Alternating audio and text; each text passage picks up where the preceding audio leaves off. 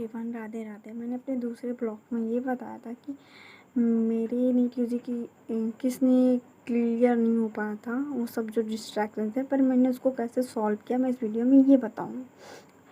पहला ये था कि मैं हिंदी मीडियम से इंग्लिश मीडियम में कन्वर्ट हुई, तो मैंने 6 महीने का स्पोकन कोर्स किया। मैंने 1 साल तक सिर्फ़ और सिर्फ बायो को लिख के एक एक पेज को याद करती रही, एक एक हफ्ते ऐसे 4-4 घंटे, तब जाके आज मैं बायो को आधे घंटे में एक पेज को लर्न कर लेती हूँ। दूसरा कि मैं जो था वो फ़ोन डिस्ट्रैक्शन, तो फ़ोन को मैं लेक्चर्स घर पे ही अटेंड करके फ़ोन को घर पे रख देती थी, लाइब्रेरी जाती थी, बस मैं नोट्स का रिवीजन, बायो का रिवीजन, ये सब का रिवीजन करती थी, उन सबको याद करती थी। रात में आती थी तो लेक्चर्स देखती थी। तीसरा ये था कि रिलेशनशिप और फ्रेंडशिप तो मैंने ख़त्म कर दी। रिलेशनशिप मतलब था, लाइफ में अब भी है, बट उससे डिसअटैच्ड होना पड़ेगा। तुमको उस चीज़ पे डिस्ट्रैक्ट करेगा, उसको छोड़ना पड़ेगा, तुम उसको छोड़ दो। जो है तुम अपना देखो, अपनी पढ़ाई को फर्स्ट प्रायोरिटी दो, उसको छोड़ दो, कि वही इम्पोर्टेंट है। तुम्हारी फर्स्ट प्रायोरिटी तुम्हारी स्टडी होना चाहिए। अगर कुछ लाइफ में कर नहीं पाओगे तो इंसान भी तुम्हारे साथ नहीं आएगा। इसीलिए पहले फर्स्ट प्रायोरिटी और स्टडी, उसके बाद देन वो दिन में एक बार भी बात कर लो चलेगा। फिर उसके बाद जो चौथा डिस्ट्रैक्शन मेरा था, ये था कि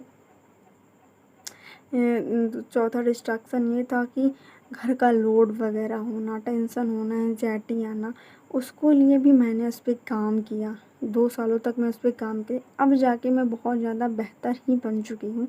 अब मैं एक एवरेज बच्ची थी, पर ये चीज़ किसी को समझ में ये चीज़ वही समझ सकता है जो अभी एवरेज लिस्ट में होगा। तुम भी कर सकते हो, तुमसे भी होगा। मैं ये नहीं कहूँगी कि मेरा हो नहीं हुआ है, मैं तुम लोग को ये कर रही हूँ वो कर रही हूँ, पर लेकिन मैं इतना कह सकती हूँ, कोशिश करोगे तो होगा। धीरे धीरे इम्प्रूवमेंट होगी, पर होगा। तुम इन सब चीज़ों को सुधारो। अगर किसी को प्रॉब्लम किसी चीज़ में है तो मुझसे बताएं, मैं उसको उस पर सल्यूशन दूँगी। मैं अपनी सल्यूशन को बता रही हूँ कि मैंने कैसे कैसे खुद को सल्यूट किया। बाकी मुझे फ़ोन से डिस्ट्रैक्शन होता था, मैंने उसके लिए स्टे फोकस ऐप डाउनलोड किया था, जिसके बाद जो यूट्यूब हो, इंस्टाग्राम हो, जो तुम्हें डिस्ट्रैक्ट कर सकता है, उस ऐप को तुम ब्लॉक कर सकते हो। अपने अकॉर्डिंग टाइमर लगा सकते हो, उतने टाइम तक तुम उसको कर सकते हो। और मैंने मेंटोर भी ज्वाइन किया था। बहुत सस्ते में मेंटोर था, जो कि तुमको मिल जाएगा 500 पे 1 महीने का, जिसे तुम ट्रायल में ले सकते हो।